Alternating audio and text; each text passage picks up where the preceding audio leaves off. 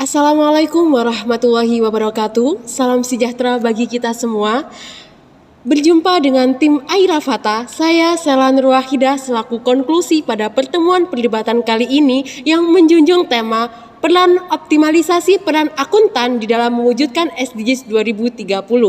Pada kesempatan kali ini kita mengusung mosi, yaitu laki-laki lebih mendominasi peran akuntan daripada perempuan, yang menyebabkan tidak terwujudnya SDGs 2030.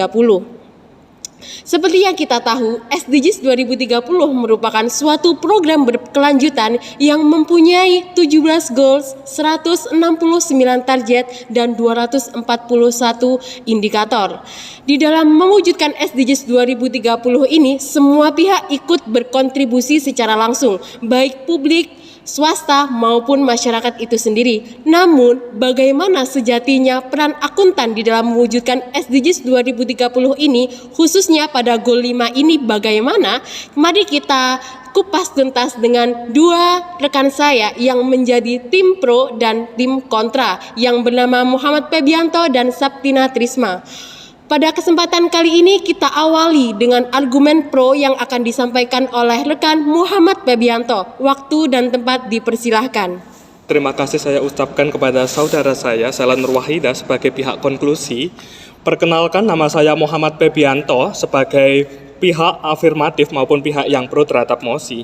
Seperti yang kita ketahui bersama bahwasanya kesetaraan gender merupakan tujuan yang termuat di poin kelima dari SDGs itu sendiri, di mana di dalam poin tersebut poin SDGs harus memperdayakan segala unsur-unsur dari perempuan maupun anak-anak perempuan untuk mencapai kehidupan yang berkesinambungan dan kehidupan yang lebih kompleks.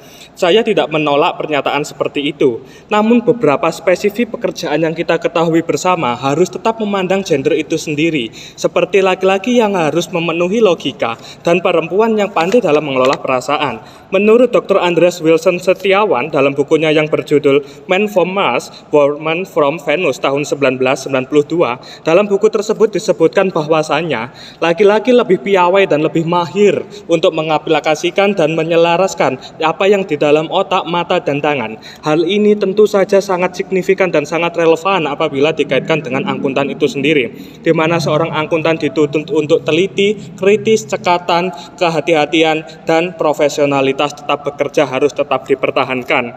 Sebetulnya, hal kesetaraan gender dalam akuntan sendiri itu tidak dapat dipermasalahkan selama kedua belah pihak, baik laki-laki maupun perempuan, mendapat keadilan yang sama. Namun dengan sikap-sikap yang seperti dimiliki lelaki seperti yang saya sebutkan tadi, sudah seharusnya spesifikasi pekerjaan dan hasil dari pekerjaan tersebut dapat maksimal.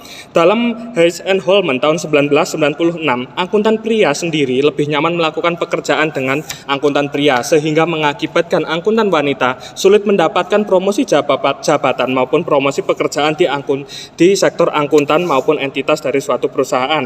Menurut Lehman, maskulin stereotip dan individualitas dalam yang dimiliki oleh seorang pria merupakan hal yang sangat spesifik dengan akuntan sendiri, di mana seorang akuntan dituntut untuk menjaga kehati-hatian dengan mengedepankan integritas yang dimiliki, di mana seorang pria lebih cenderung untuk menyelesaikan pekerjaannya sendiri karena itu sebagai bentuk tanggung jawab dan integritas dalam bekerja. Loyalitas dan integritas dari seorang akuntan pria itu sendiri juga lebih tinggi daripada seorang pria terhadap entitas. Dapat dibuktikan bahwasanya wanita itu mempunyai jatah cuti yang lebih banyak daripada seorang pria. Maka dari itu sudah kita ketahui bersama bahwasanya seorang wanita apabila dia sudah berumah tangga dan mempunyai banyak tanggungan beban pikiran, maka secara tidak langsung porsi mereka dalam mengelola pikiran mereka juga akan terbagi-bagi. Maka dari itu juga akan mempengaruhi hasil dari sesuatu yang dikerjakan oleh mereka.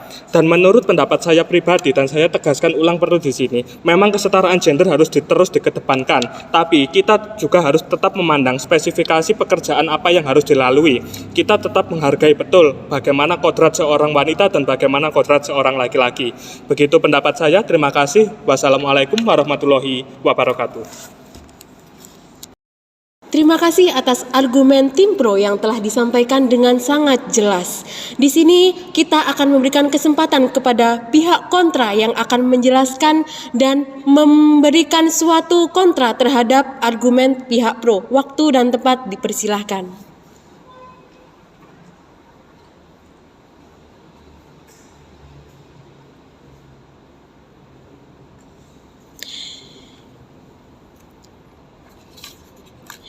Baik, terima kasih saya sampaikan kepada kolega saya moderator dan kolega saya tim pro. Di sini perkenalkan, saya Saptina Trisma Hidayati. Di sini saya selaku pembicara dari tim kontra terhadap mosi perdebatan hari ini, yakni laki-laki lebih mendominasi profesi akuntan daripada wanita, yang menyebabkan tidak tercapainya tujuan SDGs dalam aspek kesetaraan gender. Dewan juri yang terhormat, sebelum membahas terlalu jauh tentang mosi perdebatan kita hari ini, perlu kita ketahui dan memahami apa itu peran akuntan dan tujuan SDGs dalam hal ini, yakni kesetaraan gender. Peran akuntan adalah sebutan dan gelar profesional yang diberikan kepada seorang sarjana yang telah menempuh pendidikan di Fakultas Ekonomi jurusan akuntansi.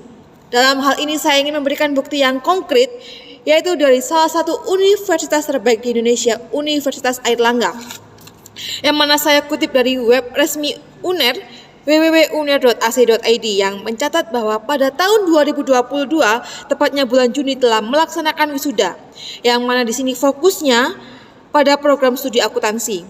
Sebanyak 250 sarjana dengan presentase 70% wanita, lebih banyak daripada laki-laki. Tentu saja dalam sumber ini telah menjadikan bukti nyata bahwa peran akuntansi, mohon maaf di sini peran akuntan, lebih didominasi oleh wanita. Bukti kedua yaitu dari Badan Pusat Statistik atau BPS Indonesia yang telah menyatakan bahwa pertumbuhan penduduk di Indonesia lebih banyak didominasi oleh wanita. Di sini tentu saja jika kita merujuk pada spesifikasi peran akuntan yang mana harus diperankan oleh laki-laki, tentu saja nantinya akan ketimpangan ataupun kelangkaan sumber daya dari akuntan sendiri. Dikarenakan di Indonesia jumlah wanita lebih banyak daripada jumlah laki-laki.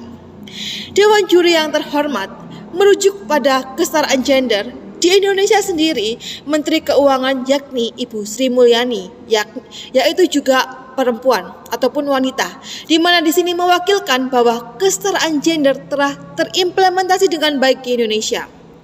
Yang ketiga, bukti nyata juga terlihat pada Badan Pusat Statistik Mojokerto yang menyebutkan bahwa pemilik UMKM di Mojokerto 75% dimiliki oleh seorang wanita.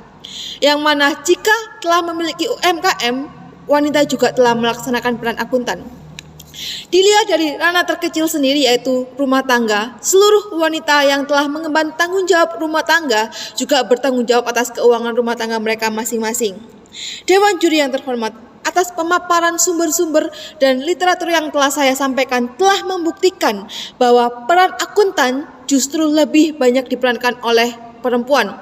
Tentu saja hal ini juga mewujudkan bahwa peran SDGs tahun 2030 telah terimplementasi dengan baik di Indonesia. Sekian yang telah saya sampaikan, apabila ada kurangnya mohon maaf yang sebesar-besarnya.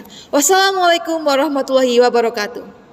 Terima kasih atas argumen kontra yang telah disampaikan. Di dalam perdebatan kali ini kita dapat menggarismerahi bahwa di dalam tujuan kelima SDGs ini, yaitu kesetaraan gender, mempunyai target-target tertentu. Akuntan berkontribusi dengan memanfaatkan dan terlibat dengan secara langsung kemampuan yang dimiliki anggota dan pemimpin, khususnya wanita.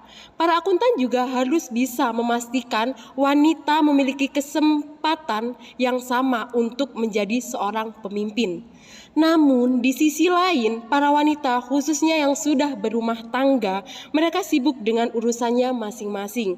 Hal itu dapat menyebabkan tidak profesional dan ketidakseimbangan di dalam menyelesaikan tugasnya masing-masing. Jika satu pria bisa menghancurkan segalanya, namun mengapa tidak ada seorang wanita yang bisa mengalahkannya?